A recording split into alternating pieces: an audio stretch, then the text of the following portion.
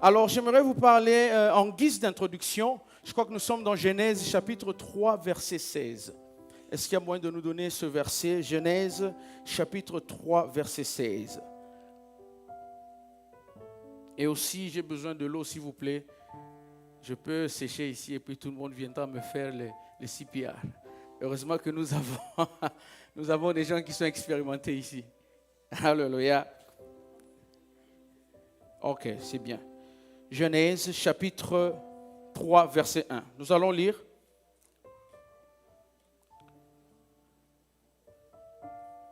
Non, 3, verset 16, s'il vous plaît.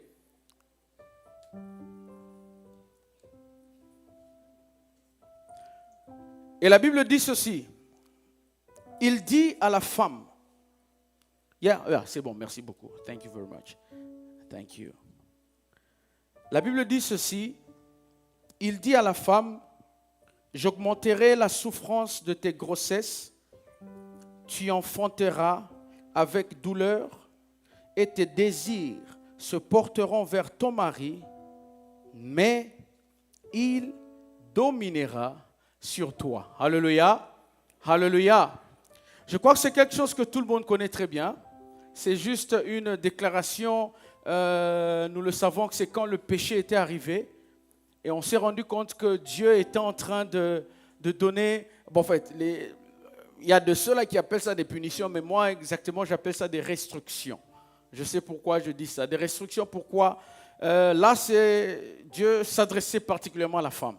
Il dit que j'augmenterai la souffrance de tes grossesses, tu enfanteras avec douleur et tes désirs se porteront vers ton mari.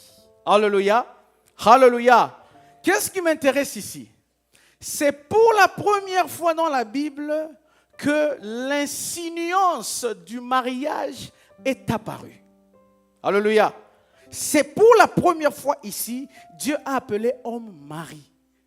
Partout là avant, Dieu l'appelait soit Adam, Dieu l'appelait soit homme. Mais ici, c'est la première fois où Marie est entré dans le lexique de la Bible. Pourquoi est-ce que le mot Marie est entré? Parce qu'il y avait un problème. Le problème, c'était quoi? Dieu avait créé, Dieu avait donné à Ève, à Adam plutôt, un être une belle créature.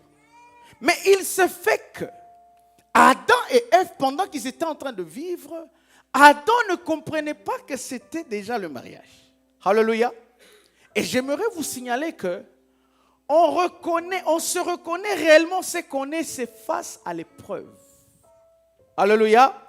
On se reconnaît exactement ce qu'on est, c'est face à l'épreuve. Quelqu'un peut dire qu'il ne vole pas. Tu ne peux pas dire seulement comme ça. Tu dois avoir l'opportunité de voler. Après, on va voir si tu ne voles pas. Alléluia. Adam était créé. Si vous êtes dans le chapitre 1, chapitre 2, Adam n'était pas saint. Mais non plus, on ne peut pas dire que Adam était, était pécheur. Parce qu'il n'avait jamais péché. Mais aussi, on ne peut pas dire qu'il était saint. Mais il fallait qu'il puisse prouver qu'il était saint. Le péché, quand il est entré, le problème est arrivé. Et ce problème a fait de sorte qu'il y a eu décalage. Et Dieu, en descendant, a commencé à dire à Ève, tes désirs se porteront vers ton mari. C'est pour dire que quand le péché est arrivé, c'est cette épreuve qui a fait comprendre que tout le temps, Adam et Ève étaient en train de vivre, ils étaient dans le mariage. Mais le problème avait qu'ils n'avaient pas compris. Alléluia. Le problème avait qu'ils n'avaient pas compris. Pourquoi est-ce qu'on est réunis ici? Je vous assure que le mariage est bon. Alléluia. Dis à ton voisin, le mariage est bon. Le mariage n'est pas bon. N'acceptez pas quand quelqu'un vous dit que le mariage n'est pas bon. C'est faux. C'est son point de vue. Alléluia. Oui. Dis à ton voisin, le mariage est bon. C'est bon. Parce que la Bible dit qu'il n'est pas bon que l'homme soit seul. Alléluia. La Bible dit il n'est pas bon que l'homme soit seul. Donc quand Dieu a créé Adam, Dieu avait vu que c'était bon. Maintenant, toi, parce que tu as des problèmes, tu dis que le mariage est mauvais et tu veux même contaminer les gens soit disant que le mariage est mauvais. C'est ton point de vue. Ça n'a rien à voir avec ce que Dieu a créé. J'aimerais que les gens, comme le peuple de Dieu d'aujourd'hui, puissent comprendre que tout ce que les autres diront, c'est leur point de vue. Ce n'est pas la réalité. On te dit que le mariage est mauvais, c'est votre point de vue, et puis, je respecte, c'est ce qu'il faut dire. Mais moi, je ne suis pas contaminé par ça. Alléluia. Parce que le problème va arriver. C'est là où on verra si vous êtes dans le mariage. Ici, le péché était arrivé. Adam et Ève ils ne savaient même pas qu'ils étaient dans le mariage. Et Dieu est venu les rappeler. Hé, Ève, tes désirs se porteront vers ton mari. C'est la première fois où l'insinuance du mariage est venue dans la Bible, quand le problème est arrivé. Alléluia. Oui, le problème arrive. On a eu des problèmes dans nos couples, non?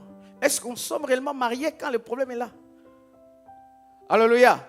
C'est là où on doit être marié. Quand on vient à l'église ici, mes bien-aimés, on vient pour servir le Seigneur.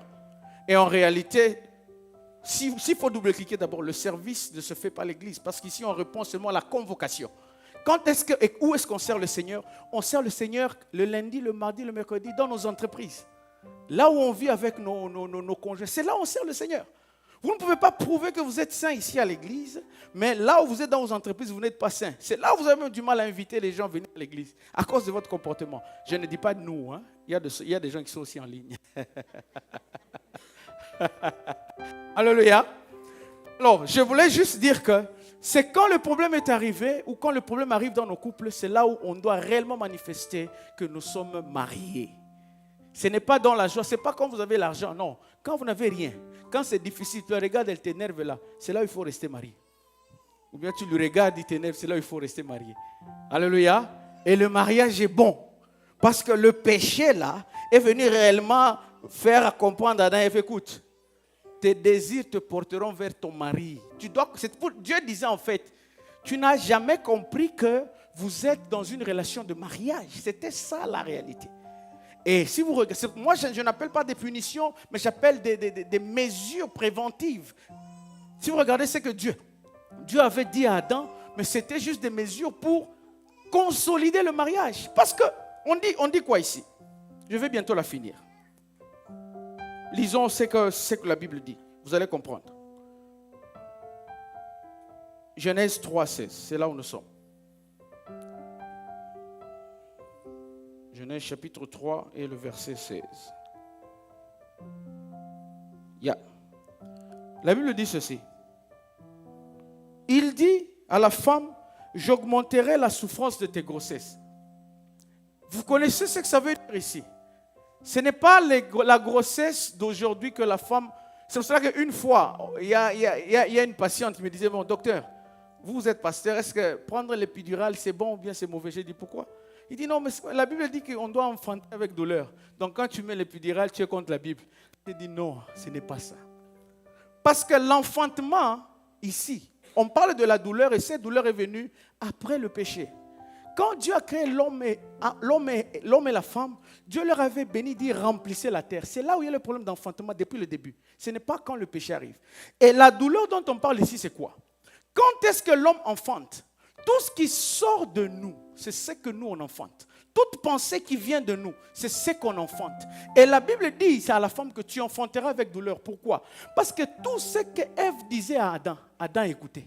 Et Adam ne disait rien. Mais on dit à partir d'aujourd'hui, tout ce que tu diras, Adam ne va plus te croire facilement. C'est-à-dire que ton enfantement là sera avec douleur. C'est pour cela, bien aimé, tout homme qui respecte, quand une femme lui dit quelque chose, tu dois savoir double-cliquer. Je pars ici, c'est tout. Non. Tu vas où? Pour combien de temps? C'est ça enfanter avec douleur. Il n'y a pas seulement je pars et puis tu pars. Ça n'existe plus. Ce sont les choses qui ont existé avec Adam avant les péchés. Et à partir quand le péché dit, tu enfanteras avec douleur. Quand tu vas dire quelque chose à ton mari, il ne va plus te croire facilement. Pour dire que Adam était là, Ève est partie, il s'est retrouvé en train de manger le péché. Dieu dit ça ne va plus jamais se répéter. Toi, tes désirs maintenant se portent vers ton mari. Tout ce que tu vas dire, il ne va plus te croire. Si tu dis je pars me promener, il doit se rassurer, tu vas où? Tu vas rentrer quand? Pendant combien de minutes? C'est ça être un homme. Alléluia. Et ça sont des choses qui sont dans la Bible. Et nous allons nous rendre compte qu'on doit devoir comprendre ça pour vivre en réalité le mariage. Et quand on contrôle une femme, ce n'est pas parce qu'elle est moins sérieuse, non. Parce qu'il faut que les choses soient comme ça.